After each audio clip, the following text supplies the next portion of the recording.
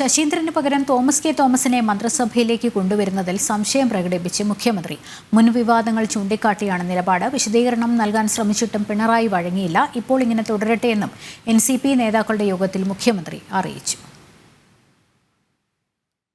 AK ശശീന്ദ്രനെ മാറ്റി Thomas K തോമസിനെ മന്ത്രിയാക്കണമെന്ന NCP നിലപാട് മുഖ്യമന്ത്രിയെ അറിയിക്കാനാണ് പാർട്ടി നേതാക്കൾ ക്ലിഫ് ഹൗസിലെത്തിയത്. എന്നാൽ തൽക്കാലം മന്ത്രിസഭയിൽ അഴിച്ചുപണി വേണ്ടെന്നായിരുന്നു മുഖ്യമന്ത്രിയുടെ മറുപടി. തോമസ് കെ തോമസിനെ മന്ത്രിസഭയിലേക്ക് കൊണ്ടുവരുന്നതിലും പിണറായി സംശയം പ്രകടിപ്പിച്ചു. തോമസ് കെ തോമസുമായി ബന്ധപ്പെട്ടുള്ള മുൻവിവാദങ്ങളുടെ അടിസ്ഥാനത്തിലായിരുന്നു മുഖ്യമന്ത്രിയുടെ നിലപാട്.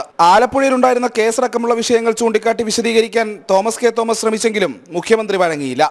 തൽക്കാലം ഇങ്ങനെ തുടരട്ടെ എന്നായിരുന്നു മുഖ്യമന്ത്രിയുടെ നിലപാട്. ഫലത്തിൽ ശശീന്ദ്രനെ മാറ്റാൻ കച്ചകെട്ടിയിറങ്ങിയ PC ചാക്കോയ്ക്ക് പിണറായിയുടെ നിലപാട് തിരിച്ചടിയായി.